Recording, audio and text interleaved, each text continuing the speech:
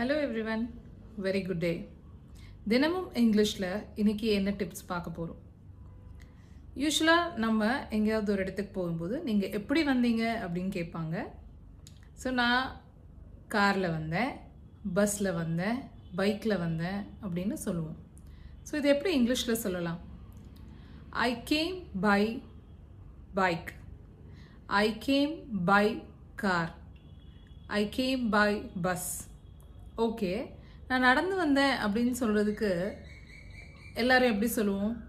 I came by walk. So இது கரெக்டான usage கிடையாது.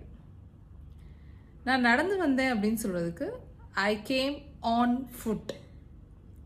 ஸோ இந்த கரெக்ஷனை எல்லாரும் எடுத்துக்கிட்டு கரெக்டான இங்கிலீஷ் பேசலாம்.